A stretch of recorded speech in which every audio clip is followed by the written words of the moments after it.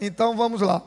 Lucas capítulo 8, a partir do versículo 49, ele diz assim: enquanto Jesus ainda estava falando, chegou alguém da casa de Jairo, o dirigente da sinagoga, e disse: sua filha morreu, não incomode mais o mestre. Ouvindo isso, Jesus disse a Jairo: não tenha medo, tão somente creia e ela será curada. Quando chegou à casa de Jairo, não deixou ninguém entrar com ele, exceto Pedro, João, Tiago e o Barquinho? Não. Pedro, João, Tiago e o pai e a mãe da criança. Enquanto isso, todo o povo estava se lamentando e chorando por ela. Não chorem, disse Jesus. Ela não está morta, mas dorme. Todos começaram a rir dele, pois sabiam que ela estava morta. Mas ele a tomou pela mão e disse: menina, levante-se. O espírito dela voltou, e ela se levantou imediatamente. Então Jesus lhe ordenou que lhe dessem de comer. Os pais dela ficaram maravilhados, mas ele lhes ordenou que não contasse a ninguém o que tinha acontecido. Amém? Durante a nossa caminhada, a gente desenvolve alguns tipos de amizades e de relacionamentos. A gente acaba construindo relacionamentos, amigos de conveniência, que são aquelas pessoas que a gente acaba se relacionando por troca de favores. A gente também acaba desenvolvendo relacionamentos de interesse em comum, né? Aquelas pessoas que têm os mesmos gostos que você, às vezes têm o mesmo perfil comportamental que você. Alguns são amigos históricos que em algum momento da sua vida marcaram a sua vida de alguma maneira. Outros são amigos, aqueles amigos das 2 da manhã que você pode contar, que você pode ligar e que a qualquer momento que você precisar, ele vai estar à disposição. Mas aí nós temos também os amigos de fé, que são aqueles amigos que nos ajudam a crer, independente daquilo que nós estamos vendo. São aqueles amigos que nos ajudam a continuar acreditando, independente da circunstância que nós estamos vivendo. E no texto que nós lemos, nós aprendemos algumas lições que eu quero compartilhar com você hoje. Nós observamos nesse texto e nós encontramos algumas pessoas, como nós encontramos durante a nossa caminhada na vida. Pessoas que agem em função daquilo que veem, em função daquilo que estão vendo. E aí, queridos, tem certas coisas que nem mesmo nossos melhores amigos podem fazer por nós. Tem certas coisas que por mais que eles queiram fazer algo, eles não conseguem. Por quê? Porque está além das condições deles, está além do poder, está além, sabe, da condição que ele tem de ajudar. Por mais que ele queira fazer algo, eles não conseguem. E é muito comum quando isso acontece, e aí no intuito de querer ajudar, de querer amenizar o sofrimento, né, a única coisa que eles conseguem fazer é tentar nos convencer a nos acostumarmos ou aceitarmos aquilo que nós estamos vivendo. E aí não é porque são pessoas ruins, não. Mas são pessoas que acabam, no intuito de ajudar, pedindo que a gente se contente com o que aconteceu, que a gente se contente com o que está vivendo, que a gente se contente com aquilo que está vendo. Ou seja, em outras palavras, são aqueles que, assim como algumas pessoas desse texto, estão dizendo o seguinte: não incomoda mais o mestre. Quando eles dizem não incomoda mais o mestre, eles estão dizendo assim: olha, não tem mais jeito, não adianta mais fazer nada, aceita, sabe, se conforma, porque não tem mais jeito, não tem mais solução. Para eles era tarde demais. A Bíblia diz que quando Jairo está lá pedindo ajuda a Jesus, chegam alguns da sinagoga, Jairo era um dos chefes da sinagoga, e ele chega e diz: ó, pode parar de incomodar o mestre, porque a menina já morreu. Não é que eles não queriam o bem de Jairo, não. É porque eles estavam se movendo por aquilo que eles estavam vendo. Eles estavam se movendo pelos fatos. Eles estavam se movendo pela realidade que eles estavam vendo ali. E aí eles dizem, olha, não tem mais nada que possa ser feito. A vida da criança já foi, já acabou. Eles não acreditavam que até mesmo a morte está sob o controle de Jesus. Eles não sabiam que o tempo e a morte também estão sob o controle de Jesus. Eles viam ali duas realidades que o impediam de continuarem crendo que aquela situação poderia ser revertida. Eles viam duas realidades. A primeira era o tempo. Eles achavam que era tarde demais. Eles achavam que não tinha mais nada que pudesse ser feito. E a segunda circunstância que eles viam, a segunda realidade, era a morte. Que para eles não tinha mais jeito, morreu, acabou. E muitas vezes nós, durante a nossa caminhada, nós nos deparamos com pessoas assim. E a gente precisa entender que às vezes não é porque elas são ruins, não é porque elas não querem ajudar, não. É porque são pessoas que andam pelo que veem. E é muito normal, e é muito comum, e é muito compreensível você olhar para alguém que não conhece a Deus verdadeiramente, que não conhece a palavra, que não teve uma experiência com Deus, se mover pelo que vê. Porém, não é normal e não é compreensível alguém que conhece a Deus, que conhece a palavra, que tem uma experiência com Deus, se mover somente pelo que vê. Para nos movermos somente pelas realidades que estão estabelecidas, nós não precisamos de Deus. Para nos movermos apenas no natural, nas coisas naturais, para nos movermos apenas dentro do ordinário, nós não precisamos de Deus. Para fazer aquilo que apenas a ciência pode fazer, para fazer aquilo que apenas a inteligência, a sabedoria e a capacidade humana pode fazer, não há por que você construir ou desenvolver um relacionamento com Deus. Para eles era tarde demais. Eles não acreditavam que o tempo e até mesmo a morte estão sob o controle de Jesus. E aí Jesus, na hora que chega esses amigos de Jairo e dizem para ele, olha, para de incomodar o mestre, porque já foi, já era. A menina morreu, não tem mais jeito. Jesus olha e diz assim, não temas, creia somente e ela será curada. Jesus diz, não temas, crê somente. Queridos, em alguns momentos da nossa caminhada, em alguns momentos da sua caminhada, você vai precisar escolher a quem você vai ouvir. Você vai precisar escolher se você vai ouvir os seus amigos que não conhecem a Deus, ou se você vai ouvir aquilo que a palavra diz. Porque dependendo de quem você ouvir, vai determinar o resultado. Se Jairo tivesse dado ouvidos, deixa eu puxar isso aqui. Se Jairo tivesse dado ouvidos aos seus amigos, ele teria desistido, ele não teria mais incomodado o mestre, e a filha dele teria permanecido morta. Vai ter momento da sua caminhada que você vai precisar escolher a quem você vai ouvir. Se você vai ouvir aqueles que não creem, ou se você vai ouvir aquele que diz assim, ei, independente do que você está vendo, não pare. Ei, independente das circunstâncias, não desista. Ei, independente da decisão judicial, independente do diagnóstico, não desista. Tão somente creia. A fé é a certeza daquilo que eu espero, porém daquilo que eu não vejo. Quem anda pelo que vê, não anda por fé. Porque o conceito de fé não é andar por aquilo que nós vemos, não. É andar por aquilo que nós cremos.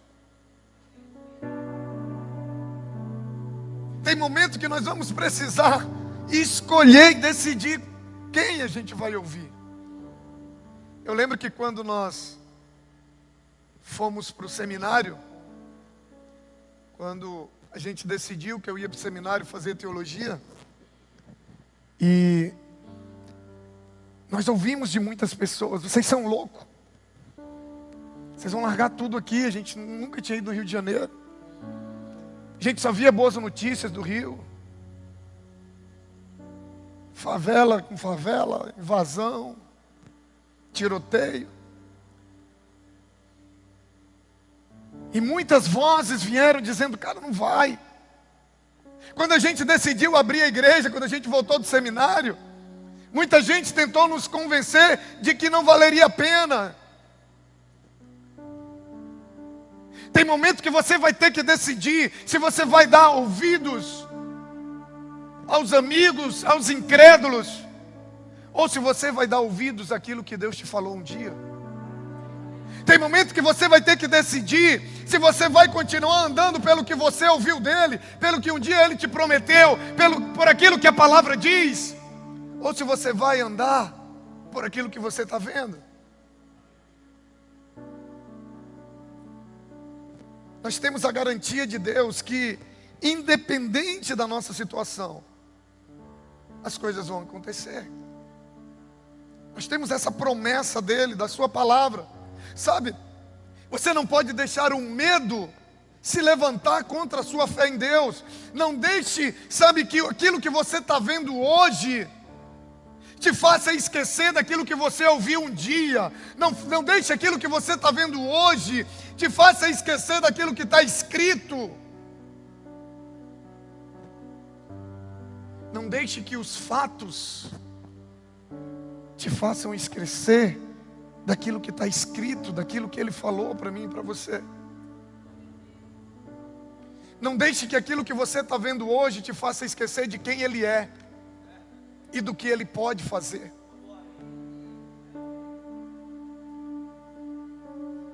Quando a gente olha para esse texto, em vez de deixar que aquilo que a gente vê, de deixar que a realidade nos segue acerca de quem Ele é, nós precisamos nos lembrar que nós temos dele a garantia que Ele trabalha no tempo perfeito, que o tempo dele, que o kairós dele, que Ele não só é poderoso para fazer todas as coisas, mas Ele é poderoso para fazer todas as coisas na hora certa, no momento certo, da maneira certa.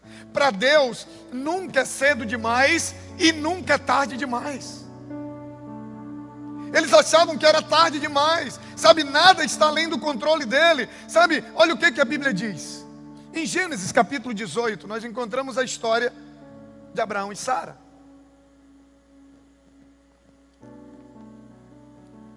E Deus faz uma promessa para eles. Abraão e Sara já eram bem idosos. E a Bíblia diz que nem ele tinha mais condição de gerar um filho, e nem Sara. Mas a Bíblia diz que Deus fez uma promessa para eles. E quando Deus promete, Sara ri. Sabe, aquele sorriso, não de alegria pela promessa, mas um sorriso sarcástico. Aí eu engravidar, só se for mesmo. Por quê? Porque ela estava se baseando no que ela via. Ela estava se baseando nos fatos. E a Bíblia diz que ela ri. E aí Deus diz para ela, olha o que a palavra diz: existe alguma coisa impossível para o Senhor? Gênesis 18, versículo 14. Quando Deus vê aquela cena, Deus diz assim: por acaso existe alguma coisa impossível para o Senhor? E Ele diz: na primavera eu voltarei a você, e você, Sara, terá um filho. Você vai estar com um filho nos braços. Abraão e Sara velhos, totalmente fora do que a humanidade poderia permitir que acontecesse. E aí eu pergunto para você: Sara engravidou, sim ou não? O filho de Sara nasceu, sim ou não? Sabe por quê? Porque Deus não está preso às circunstâncias, Deus não está preso ao tempo, Deus não está preso à idade, Deus não está preso à gravidade, Deus não está preso a nada, sabe? Ele está acima de todas as coisas. Ei, eu quero dizer para você que aquilo que você entrou hoje à noite aqui, achando que era impossível, você vai sair daqui hoje grávido do seu milagre. O milagre vai nascer, o milagre vai acontecer e você vai descobrir quem Ele é. Aleluia!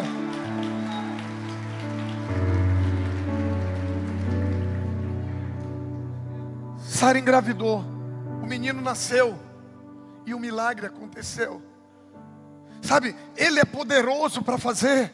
Você vai sair daqui nessa noite, sabe, com a certeza. Eu não sei qual é o problema, eu não sei qual é a circunstância, eu não sei o que alguém disse para você, acabou, não tem mais jeito, está perdido, já morreu, a porta fechou. Mas há um Deus que está dizendo: ei, eu ainda estou vivo, ei, eu ainda curo, eu ainda restauro, eu ainda estou no controle de todas as coisas. A vida e a morte ainda está no poder das minhas mãos. Aleluia. Jesus disse: não dê ouvidos a eles, não temas, não desanime diante do que você está vendo. Jesus falou para Lázaro. E é interessante que Jesus só permite que entre no quarto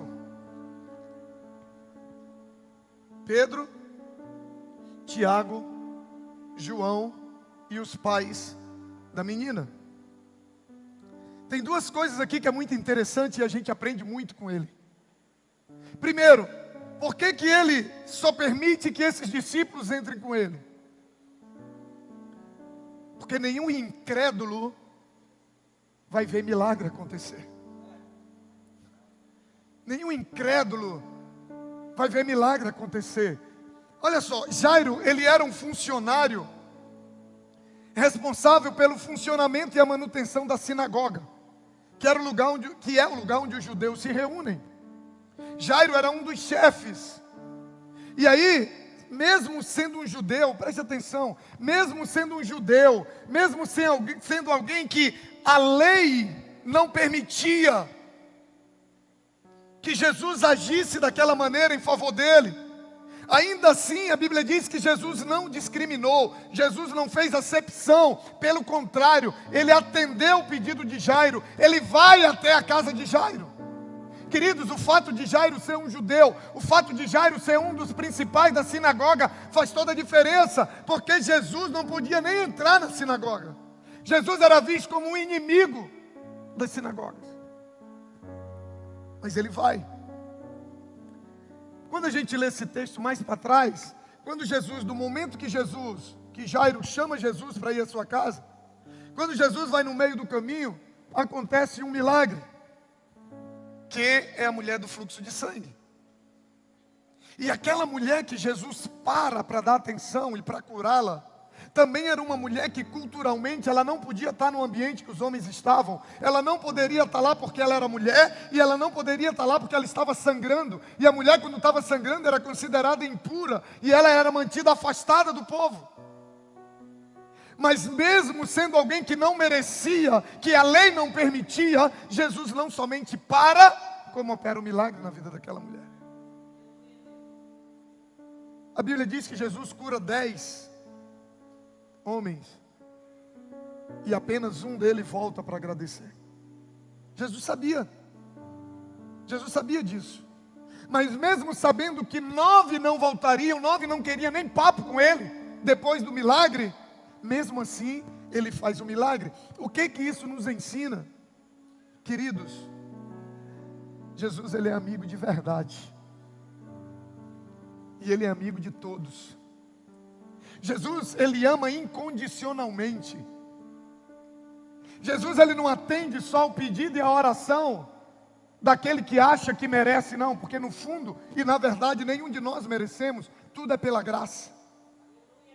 Mas esses casos para mim é onde a gente encontra Jesus revelando a graça de uma maneira muito clara, de uma maneira extraordinária, onde ele atende o pedido de um judeu, de um chefe da sinagoga, onde ele para atender uma mulher, sabe, uma mulher que estava com fluxo de sangue, aonde ele cura 9 homens, mesmo sabendo que não queriam nada com ele, sabe, isso é graça, isso é cristianismo, isso é ser cristão, amar, servir, ajudar quem pela lei não merece, quem não é merecedor. Ei, se você entrou aqui e acha que não merece, seja bem-vindo ao lugar da graça. Isso é cristianismo, o resto é religiosidade. O resto é religião. A religião é para quem merece. O cristianismo é para quem não merece. É para quem sabe que é pecador. Para quem reconhece as suas falhas. Mas sabe que Ele nos ama do jeito que nós somos. Só que Ele nos ama tanto que quando nós começamos a caminhar com Ele, Ele não permite que a gente permaneça do jeito que a gente é. Jesus, Ele não somente atende o pedido de Jairo, faz o milagre, mas Ele ainda nos dá uma lição de humildade e respeito, quando Ele se preocupa em preservar Jairo.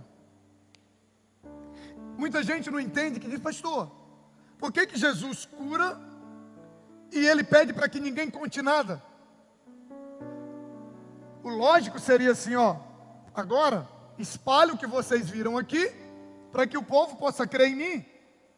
Mas Jesus pede que ninguém conte nada a ninguém. Por quê, queridos? Porque Jairo era um dos principais da sinagoga. E aquilo ia trazer muito problema para Jairo.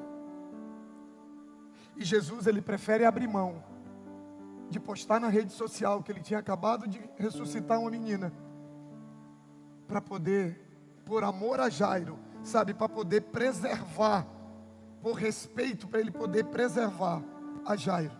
Ele sabia que se aquilo tomasse uma proporção pública, aquilo iria trazer muitos problemas para Jairo. Ele prefere abrir mão da autoria de tamanho milagre para poder preservar Jairo. Sabe por quê? Porque para Jesus, as pessoas, o bem das pessoas sempre vai ser a coisa mais importante. Querido, nós investimos muito em estrutura, porque nós acreditamos que a excelência é um dos princípios do reino. Mas nada aqui pode ser mais importante que pessoas. Jesus, Ele abre mão, sabe, por respeito a Jairo, para preservar, para proteger. Para Ele o bem e as pessoas sempre vai ser a coisa mais importante. E aí a gente entende por que Jesus só permitiu que aqueles que creem entrassem no ambiente. Porque tem os que creem e tem os curiosos, né? Se Jesus permite que os curiosos entrem, a menina não tinha nem levantado ainda, ele já saiu espalhando para todos. Eu sei que aqui não tem ninguém assim, mas naquela época tinha. E Jesus permite, e Ele deixa de fora os incrédulos, os curiosos. Ele deixa de fora aqueles que diziam assim: não tem mais jeito, não incomode o mestre. Eles ficaram de fora. E quando a gente olha para isso, a gente entende que Jesus está dizendo: ei, incrédulo não anda comigo, incrédulo não presencia milagre, incrédulo não acessa lugar de coisas sobrenaturais, incrédulo não vai nem saber o que aconteceu, incrédulo não me agrada, porque a Bíblia diz que sem fé é impossível agradar a Deus. Mas da mesma maneira, nós entendemos que Ele diz: aquele que crê vai andar comigo. Aquele que crê, aonde eu estiver, Ele vai estar. Aquele que crê, ele não somente vai ver milagres acontecendo, mas ele vai experimentar milagres e coisas extraordinárias na sua vida. Por isso que ele olha para Jairo e diz: ei, tão somente creia, independente do que você está vendo, continua crendo, continua declarando, porque Ele é poderoso para reverter qualquer circunstância. Ele diz: curioso e incrédulo não anda comigo. Curioso e incrédulo não vai ver milagre acontecer. Eu não sei para quem eu estou falando hoje à noite. Mas eu quero dizer para você que a partir de hoje, você vai estar no grupo daqueles que creem. Você vai estar no grupo daqueles que não anda pelo que vê. Você vai estar no grupo daqueles que anda pelo que você vê, pelo que você ouve, pelo que a palavra diz. Você não vai andar pelo que você está vendo. Você vai andar por aquilo que você quer ver. Isso é fé. Isso é fé. É preciso andar pelo que cremos e não pelo que vemos. Aquele que crê, ele vê as coisas de uma forma diferente. Jesus, ele vê as coisas de uma maneira diferente. Naquela época era costume contratar mulheres que se chamavam carpideiras. Quem eram as carpideiras? Eram mulheres que eram contratadas para chorar no velório. E elas tinham que rasgar suas vestes, elas tinham que... Eu acho que a minha mãe era carpideira.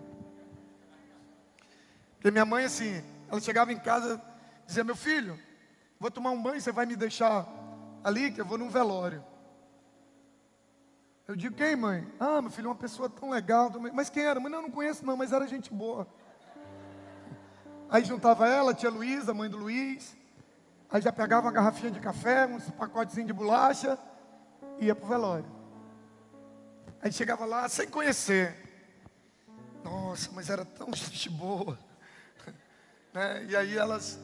Então naquela época, só que naquela época, essas mulheres que eram contratadas, a atuação delas era algo assim que chamava muita atenção. Elas rasgavam as vestes e tal. Então, para eles, a maneira como eles viam a situação, para os incrédulos, eles estavam dizendo: acabou, já tinham contratado, a mulherada já estava lá rasgando as vestes, já estava o chororô. Eles estavam vendo como que não tinha mais jeito. Aí Jesus chega e diz: não, ela não está morta não. Jesus, de repente, de mestre, ele passa para ser visto como alguém totalmente tolo e ignorante. Por quê? Porque a multidão, eles tinham as evidências, mas Jesus tinha a palavra. A multidão tinha os fatos históricos, mas Jesus tinha a palavra do Pai. E aí quando a gente olha, sabe, quando a gente vê o desfecho da história, a palavra de Jesus, ela é muito mais poderosa do que a evidência de um cadáver sem vida. A palavra de Jesus, ela é muito mais poderosa, sabe, do que uma mulher que está sangrando há 12 anos. A palavra de Jesus, ela é muito mais poderosa do que um casal já velho que não podia mais gerar filho. A Bíblia diz que todas as coisas foram criadas pela palavra. Criadas do nada. Tudo que existe hoje foi criado do nada, foi criado pela palavra. A palavra dele é muito mais poderosa do que um relacionamento que não tem mais jeito. A palavra dele é muito mais poderosa do que uma causa na justiça que é irreversível. A palavra dele é mais poderosa do que qualquer circunstância que você está vendo hoje. O problema é que quando a gente está olhando para o problema, a gente tira os olhos da palavra. E nós sabemos o que acontece em seguida. A menina morta foi trazida de volta à vida. Às vezes a nossa fé está sendo controlada por aquilo que vemos. E quando a nossa fé está sendo controlada por aquilo que nós vemos, nós não permitimos a Deus a possibilidade dele mudar o curso e a circunstância presente. Enquanto a nossa fé está sendo conduzida e controlada pelo que nós estamos vendo, nada muda. Mas na hora que você deixa a sua fé ser conduzida pelo que diz a palavra, na hora que você deixa a sua fé ser conduzida por quem Ele é, por quem Ele pode fazer, querido, não há circunstância que Ele não possa reverter. Porque é isso que a palavra diz. E aí Ele nos convida.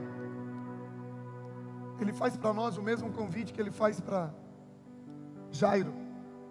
Quando Ele diz: Jairo, não temas, somente creia.